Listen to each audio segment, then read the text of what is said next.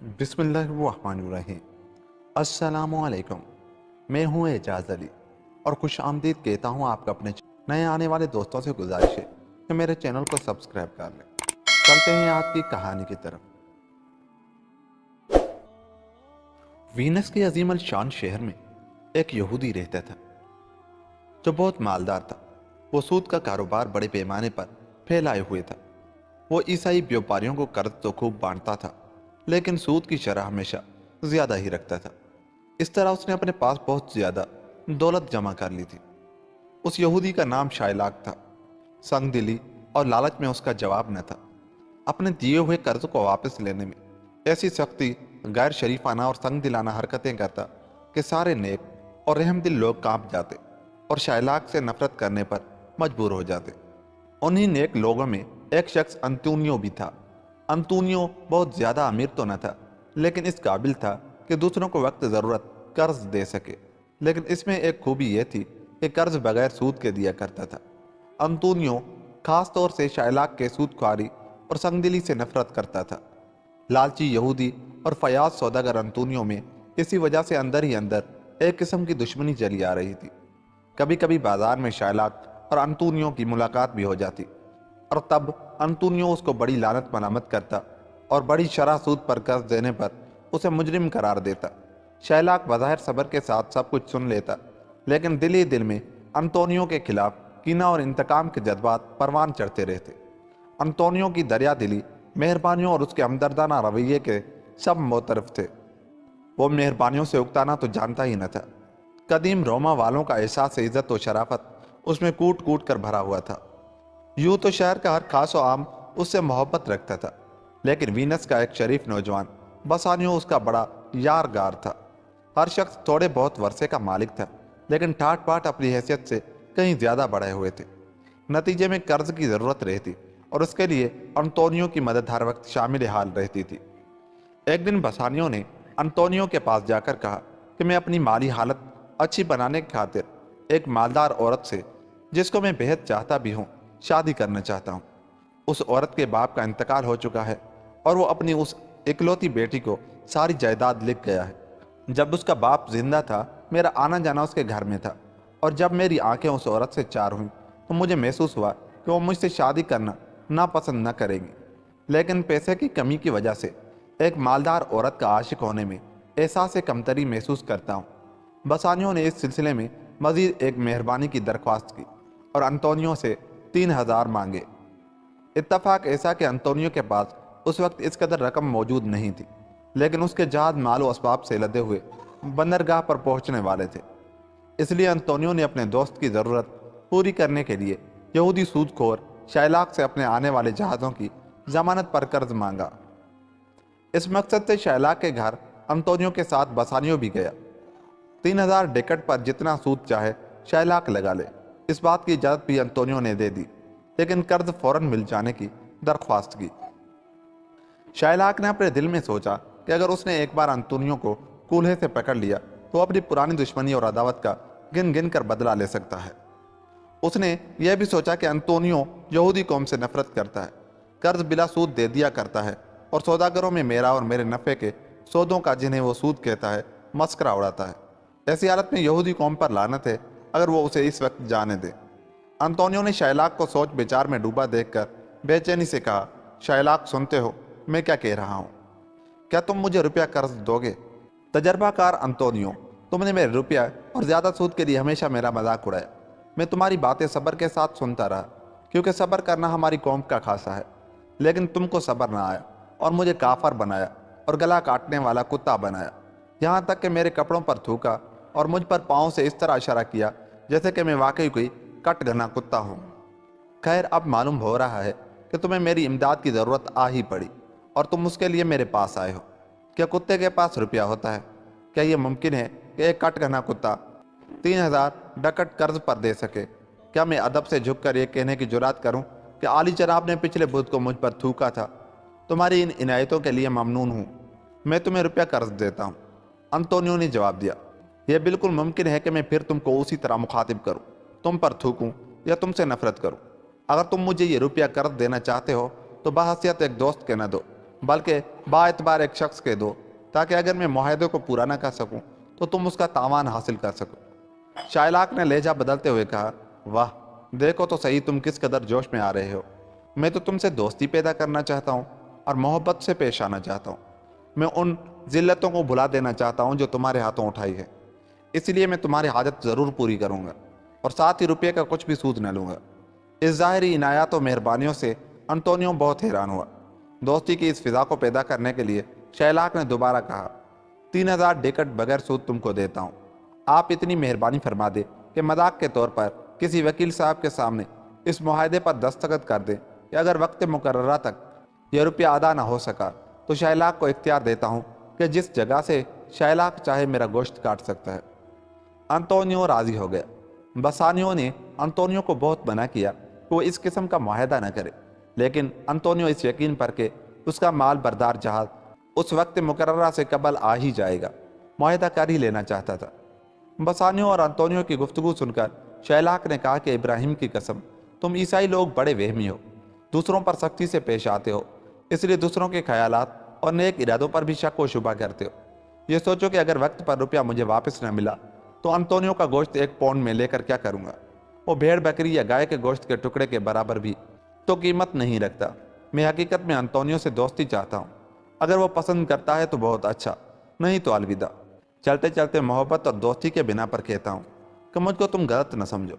بسانیو نے پھر بھی انطونیو کو ایسے خوفناک معاہدے پر دستخط کرنے سے روکا۔ انطونیو اس معاہدے کو ایک عملی مذاق سمجھ رہا تھا، اس لیے ان فحاشیوں کے باوجود اس نے اقرار نامے پر دستخط کر دی۔ بسانیو جس مالدار عورت سے شادی کرنا چاہتا تھا اس کا نام پورشیا تھا۔ وہ جتنی خوبصورت تھی اتنی ہی خوبصورت بھی تھی، اور اس پورشیا سے کسی طرح بھی کم نہ تھی جس کا ذکر کتابوں میں ملتا ہے، یعنی وہ جو کیٹو کی بیٹی اور بروٹس کی بیوی تھی۔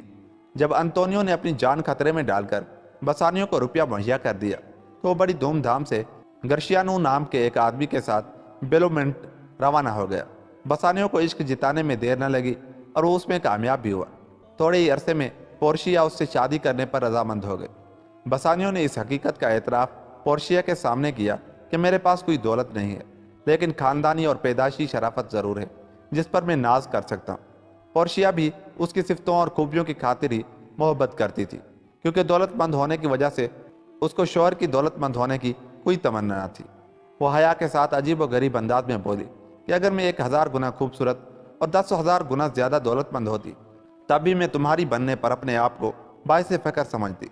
ان الفاظ کے ساتھ پورشیا نے انکساری جتاتے ہوئے کہا کہ میں ایک بے تعلیم، بے ترتیب اور بے سلیقہ لڑکی ہوں، لیکن ابھی وقت ہے کہ میں سب کچھ سیکھ سکتی ہوں۔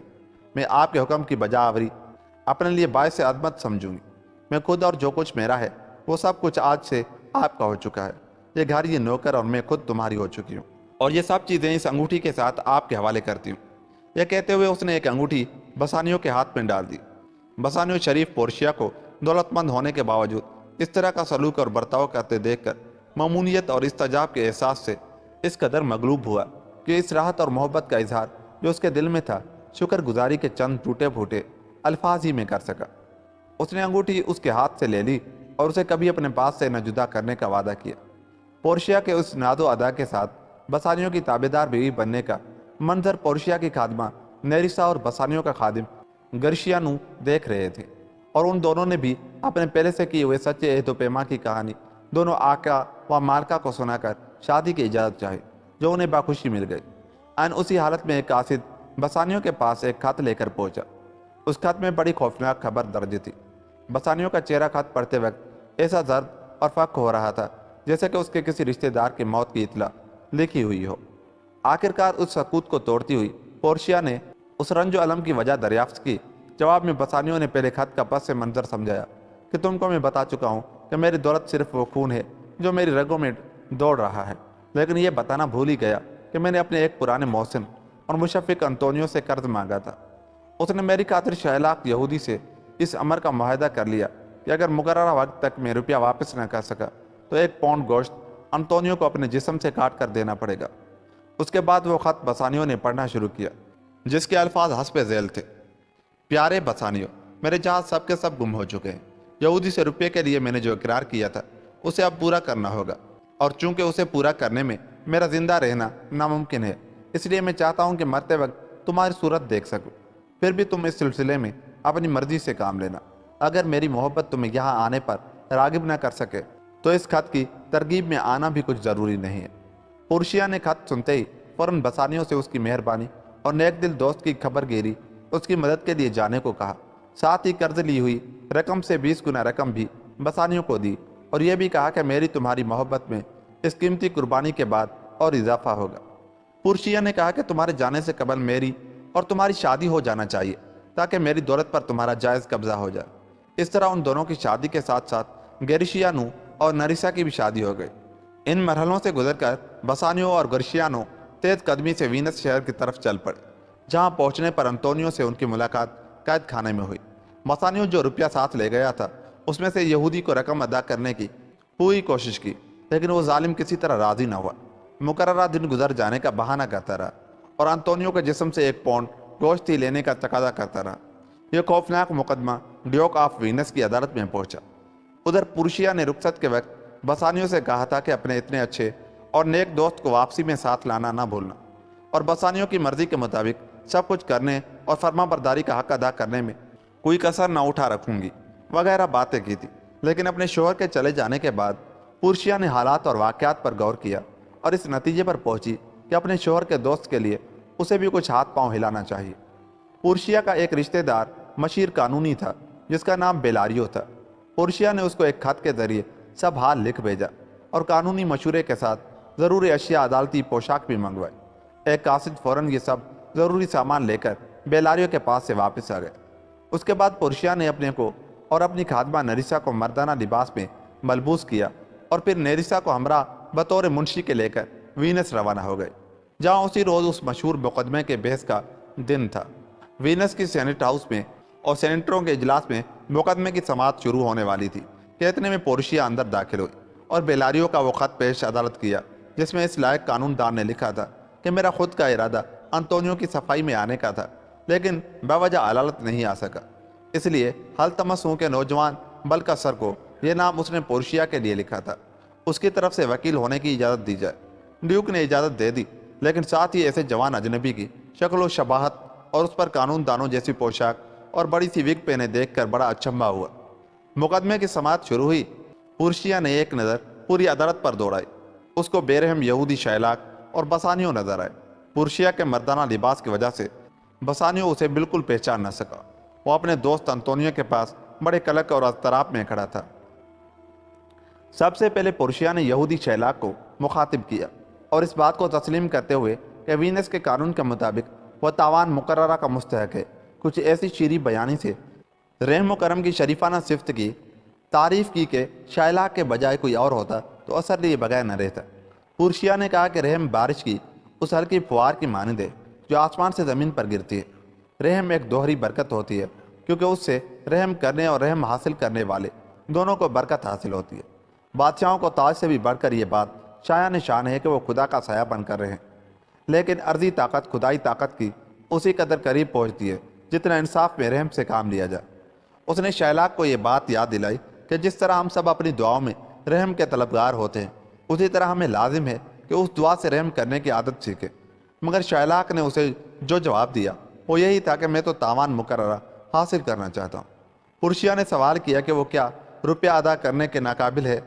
اس پر بسانیو نے فوراً جواب دیا کہ میں 3000 ڈکٹ کی رقم کئی گنا کر کے دے سکتا ہوں۔ شیلاک نے انکار کیا اور انطونیو کے جسم سے 1 پاؤنڈ گوشت ہی لینے پر مصر رہا۔ بسانیو نے نوجوان وکیل سے درخواست کی کہ قانون کی مدد سے معاہدے کو دیکھیں، شاید کوئی معنی مطلب میں فرق نکل سکے۔ پورشیا نے جواب میں کہا کہ قوانین ایک بار قائم ہو چکے ہیں، ان میں کس طرح کوئی تبدیلی پیدا نہیں کی جا سکتی۔ شیلاک نے یہ جو سنا تو خوشی سے اچھل پڑا اور سمجھا کہ وکیل اس کی طرفداری کر رہا ہے۔ کہنے لگا، دانیال انصاف کرنے آیا ہے۔ اے دانا نو من مصنف، میں تمہاری کیوں کر عزت کر سکتا ہوں؟ تم تو اپنی شکل و صورت کی نسبت عقلی طور پر بہت عمر رسیدہ نظر آتے ہو۔ پورشیا نے شیلاک سے اقرار نامہ دیکھنے کی اجازت چاہی، اسے پڑھنے کے بعد کہنے لگی، تاوان پختہ ہو چکا۔ اس کی روح سے یہودی اس بات کا مستحق ہے کہ انطونیو کے دل کے قریب کسی مقام سے 1 پاؤنڈ گوشت کاٹ لے۔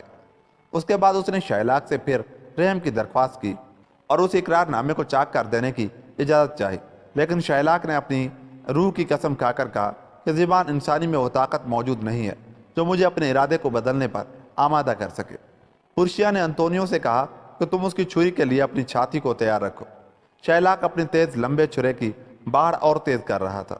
اس دوران انطونیو سے اس کی آخری خواہش دریافت کی گئی، جس پر اس نے کہا کہ میں اس کے سوا اور کیا کہوں کہ میں اپنی موت کے لیے آمادہ ہوں۔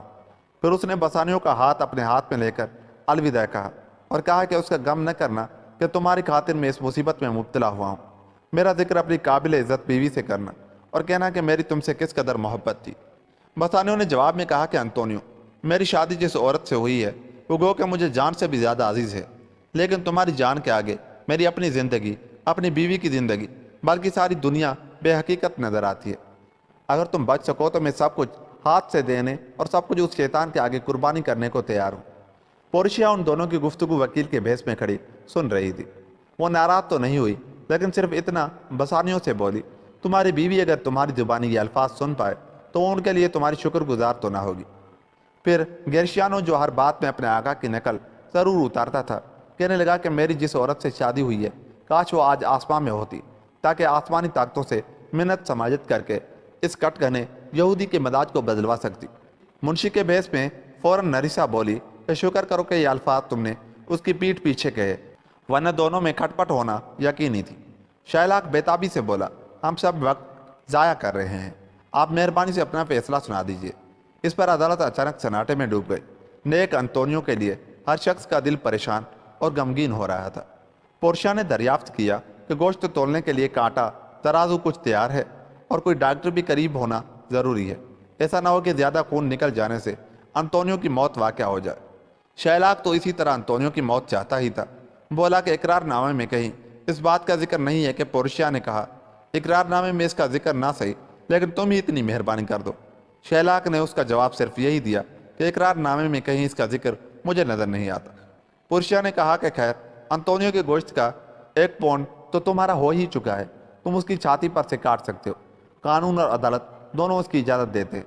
شائلاک نے چلا کر کہا، اے دانا اور نیک نہاد مصنف، آج تو دانیال انصاف کرنے آیا ہے، اور چاقو کو جلدی جلدی تیز کرنے لگا اور انطونیو کی طرف دیکھ کر کہنے لگا، آؤ تیار ہو جاؤ۔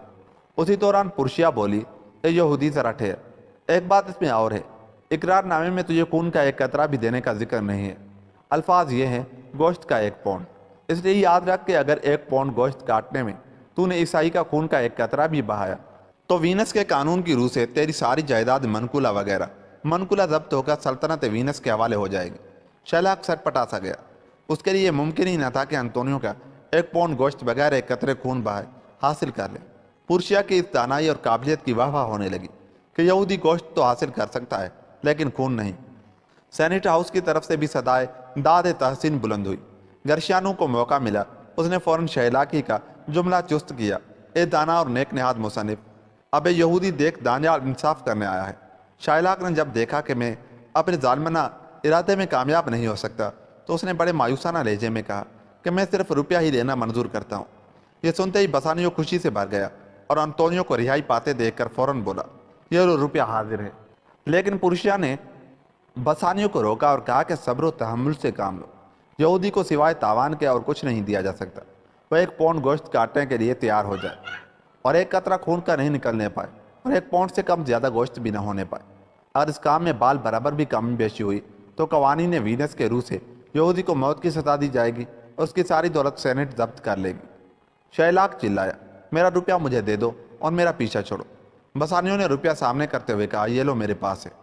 شائلاک روپیہ ہاتھ میں لینے ہی کو تھا کہ پورشیا نے پھر جھپٹ کر روک دیا اور کہا کہ ایک یہودی، تجھ پر ایک گرفت تو ابھی باقی ہے، وہ یہ کہ تو نے وینس کے باشندوں میں ایک کی جان لینے کی سازش کی اور اس کے لیے تیری جائیداد گورنمنٹ کی جانب سے ضبط ہو چکی۔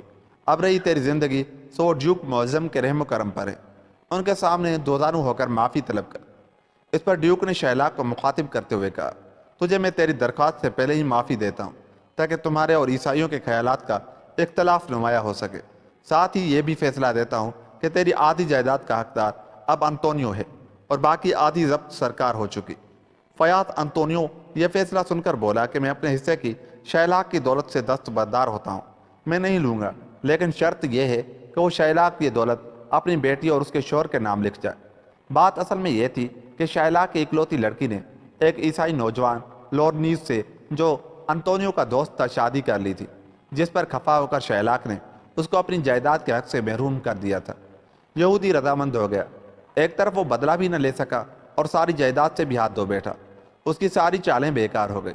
کہنے لگا میں بیمار ہوں، مجھے جلد میرے گھر جانے دیجیے، وہیں کاغذ معاہدے کا بھجوا دیجیے گا، میں دستخط کر دوں گا اور آدھی جائیداد اپنی بیٹی کے نام لکھ دوں گا۔ ڈیوک نے کہا جا دفع ہو، کاغذ پہنچنے پر دستخط کر دینا اور اپنے ظلم سے بعد آ کر توبہ کرنے کے بعد کبھی اگر عیسائی ہو گیا تو سرکار تیری آدھی دولت جو بطور جرمانہ ضبط کی گئی ہے واپس کر دے گی۔ اس کے بعد ڈیوک نے انطونیو کو بری کر دیا۔ عدالت برخاست ہو گئی۔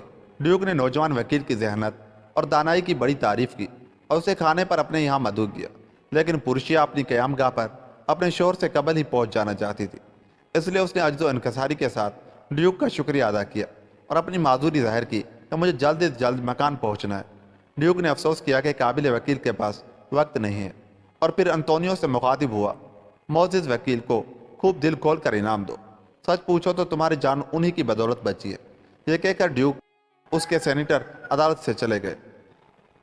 بسانیو نے پورشیا سے کہا، میرے قابل قدر نیک دوست، آج آپ کی قابلیت اور دانائی کی بدولت ہم لوگ بڑی خطرناک اور سنگین سزاؤں سے بچے ہیں، اس لیے میری التجا ہے کہ یہ 3000 ڈیکٹ کی رقم جو دینا تھی آپ ہی لے لیجئے۔ انطونیو نے بڑی احسان مندی اور محبت کا اظہار کیا اور زندگی بھر یہ احسان نہ بھولنے کا وعدہ کیا۔ پورشیا کسی طرح بھی روپیہ لینے پر راضی نہ ہوئی۔ بسانیو نے کسی اور ہدیہ کی فرمائش کی، درخواست کی، جس پر پورشیا نے اس کے دستانے مانگے اور کہا کہ یہ میں آپ کی خاطر پہن لوں گا۔ اس بہانے سے پورشیا وہ انگوٹھی بسانیو سے حاصل کرنا چاہتی تھی تاکہ بعد میں گھر پہنچ کر تفریح ہو سکے۔ دستانے اتارنے کے دوران پورشیا نے بسانیو سے کہا کہ میں آپ کی محبت و خوشی کے لیے آپ کی یہ انگوٹھی لینا منظور کرتا ہوں۔ بسانیو بڑے پس و پیش میں پڑ گیا، شرمندہ کہ اب کیا کرے۔ کہنے لگا، یہ انگوٹھی میں نہیں دے سکتا ہوں کیونکہ یہ میری بیوی نے مجھے دی تھی اور میں نے عہد کر لیا تھا کہ اسے اپنی انگلی سے کبھی الگ نہیں کروں گا۔ ہاں، اس کی جگہ وینس شہر کی سب سے قیمتی انگوٹھی خرید کر آپ کی نظر کرنے کو تیار ہوں۔ پورشیا نے یہ سنتے ہی ظاہری طور پر ناراضگی دکھائی اور یہ کہتے ہوئے عدالت سے چل دی، صاحب آپ مجھے سکھا رہے ہیں کہ ایک بھکاری کو کس طرح جواب دیا جا سکتا ہے۔ انطونیو نے اصرار کیا کہ پیارے بسانیو، یہ انگوٹھی دے دو، اپنی بیوی کی ناراضگی کے مقابلے میں تم میری محبت اور وکیل صاحب کی خدمت کو زیادہ اہم سمجھو۔ بسانیو ناشکرا اور احسان فراموش ہونا پسند نہیں کرتا تھا، اس لیے اس نے وہ انگوٹھی اتار کر پورشیا کو دے دی۔ یہ دیکھتے ہی نریسا جو پورشیا کی منشی بنی ہوئی تھی کب چوکنے والی تھی۔ اس نے بھی گرشیانو سے انگوٹھی طلب کی اور اس نے اپنے آقا کی پیروی میں بھی دے دی۔ یہ دونوں عورتیں واپسی پر راستے میں ہنس رہی تھی کہ اپنے اپنے شوہروں پر تہمت لگائیں گی کہ ضرور وہ کسی عورت کو انگوٹھیاں سپرد کر آئے ہیں۔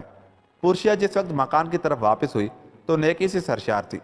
نیک کام انجام دینے کے بعد جو سچی خوشی حاصل ہوتی ہے وہ اسے حاصل تھی، اس لیے وہ ہر چیز کو دیکھ کر باغ باغ ہوئی جا رہی تھی۔ اسے چاند اس سے پہلے کبھی اتنا چمکدار نظر نہ آیا تھا، اور جب خوشنما چاند بادل کی اوٹ میں چھپ گیا تو اسے اپنے مکان میں دور سے جلتی ہوئی روشنی دیکھ کر بڑی خوشی ہوئی۔ وہ نریسا سے مخاطب ہو کر بولی، اس روشنی کو دیکھنا جو میرے حال میں جلتی نظر آ رہی ہے، اس چھوٹی سی شمع کی کرنیں کہاں تک روشنی پھیلاتی ہیں۔ اسی طرح اس شرارت اور مکر کی دنیا میں نیک کام چمکتا ہے۔ پھر اس کو گھر سے موسیقی کی آواز آتی ہوئی سنائی دی، جس پر وہ کہنے لگی کہ میرا خیال ہے کہ یہ موسیقی کی آواز دن کی بنسبت اس وقت زیادہ خوشگوار ہے۔